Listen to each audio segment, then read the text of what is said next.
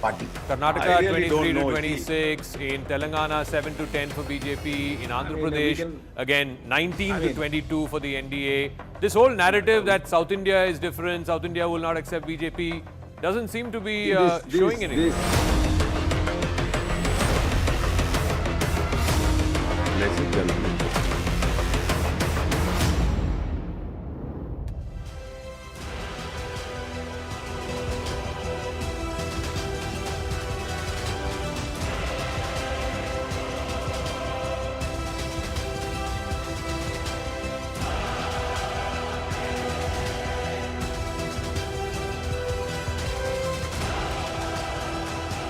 Namaste, Jai Hind and welcome. Welcome to the CNN News 18 and Federal Bank Primetime Studios and of course the News 18 Mega Exit Poll special coverage.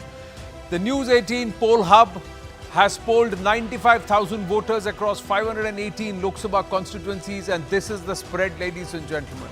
The numbers are overwhelmingly in favor of Prime Minister Narendra Modi led BJP and the NDA. It is Modi ki guarantee and the trust in Modi ki karega to Modi hi and ab ki bar Modi Sarkar. This thumbs up that's been given overwhelmingly by the voter is manifest in the News 18 Mega Exit Poll. It's a better than 2019 performance by the BJP and the NDA. 310 seats for the BJP, 50 to 55 seats to the BJP's allies or another 52 seats. Let's add that to the...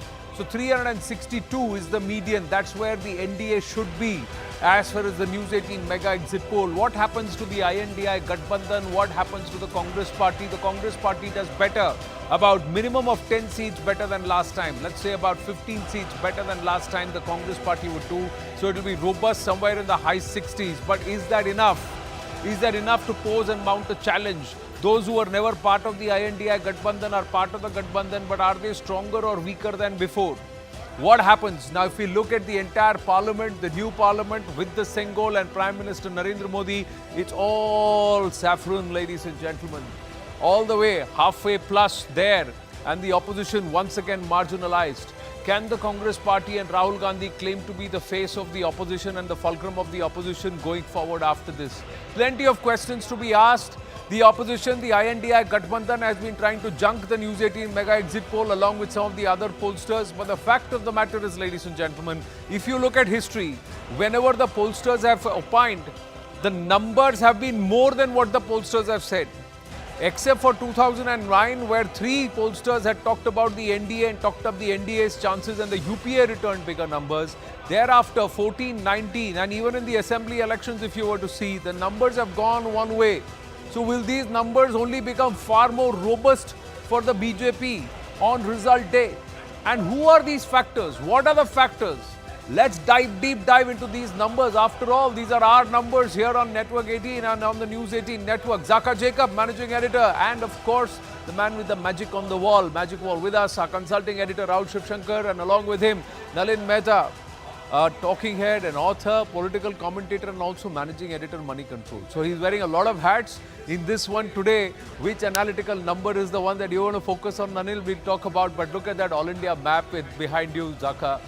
When we started the exit poll, did you think that the BJP will sit, say, at least 7 seats more than the last time around?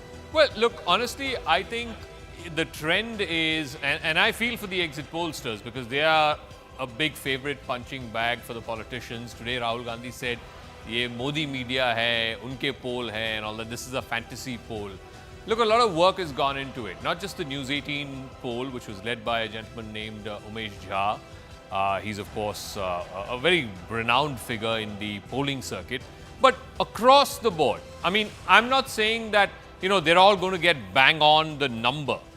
What they will get right is the direction in which India is voting. And that direction, I think, is fairly clear that the NDA is going to come back. Whether they come back at 300, whether they come back at 325, whether they come back at 400, we don't know. But effectively, the margin in which or the direction in which this result is going in 2024, I think that's very clear.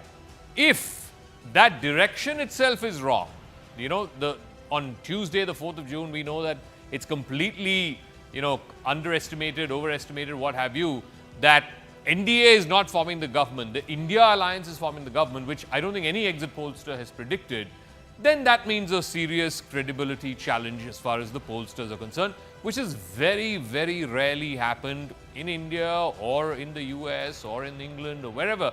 You know, exit pollsters generally get, maybe they get the number wrong, but they very rarely get the direction wrong. Which means that people tend to get a sense of, okay, I want to vote out this government, I'll capture that. Whether I capture that by 10 or 20 seats less or 10 or 20 seats more, that's a different thing. Or if I want to vote back this government, yes, I'll capture that. Whether the margin of victory is the same or not, you know, that's something that is still up for debate. Here's the problem. Rahul Shivshankar, Zaka Jacob, Anand Narsimhan, all of us have not heard 295A. We've not heard Sidhu Moosewala. We have to hear, we should have heard. The pollsters have not heard Rahul Shivshankar. They've not heard 295A. Well, look, fundamentally, I don't want to sit here and suggest that the opposition is right now out of the game. I'm going to wait till June 4th, till day after tomorrow. You're speaking like an India alliance partner, I'll be honest with you. No, I'll be honest with you. I'll be honest with you because not because I don't think that the poll is wrong or the poll is right. I do believe definitely that the polls are telling us the direction in which this result is headed, and they have been accurate, as you've said, when it comes to a direction.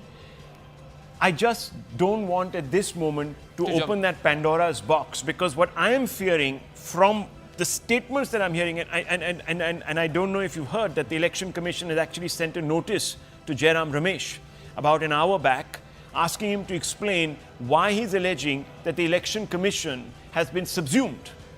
Now, this is a very dangerous trend that we have seen ossify around 2 elections already.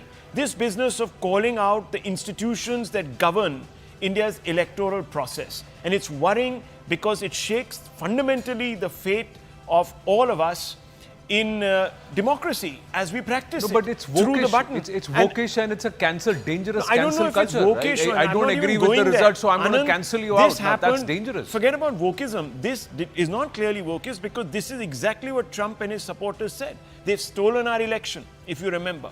Of course, that was a very tight contest and it hinged on 3 or 4 districts, etc. But that's a whole different story. My point is this business of suggesting that all institutions are suborned, and you contradict yourself because you have come out with a poll of your own. And you say that this entire playing field was not level as we went in. Our opposition was persecuted, our leaders were in the doghouse, the institutions were suborned in a manner that queered the pitch, electoral bonds came in, this, that. You know the backstory. Yet you say that we are winning. No, but so this is a classic. What I want to know I is, can't Nalin, you know, we've had surprising elections. 77 was a big surprising election. 89 was a complete complete turnaround to the mandate. Again in 2004, no one quite expected that Mr. Vajpayee would lose the way he did. But no one ever said, oh, this is a complete question on the mandate or a question mark on the institutions that are governing the electoral process. Why are we hearing that now? I think we're hearing that now because I think the culture war is now much more intense than it was then. Partly because the right is far more powerful today than it was in Vajpayee's time. In the Vajpayee era, which is when the BJP was the single largest party from the mid-90s onwards to the early 2000s, the gap between the BJP and the Congress was not very much. It was 15, 20, 30 seats here and there. You change one alliance and the game changes. The BJP is now the predominant hegemon of Indian politics. That has changed. So when you have, and it brings to Indian politics a different system of values and a different moral order, if you like, for the nation compared to the Nehruvian consensus. And therefore, those who don't agree with it, now this is a very litmus test for democracy. It's all very well to believe in democracy, but if you are going to believe in it only if you get the result that you want, then it's a question of whether you're a Democrat or not. I mean, you may not agree with Mr. Modi, but he's winning the hands. There is also hypocrisy because I remember in the 60s and the 70s, when the levers of the constitution were misused to dismiss governments, that was also a form of destroying the basic faith that we all have in our electoral democracy. At that time,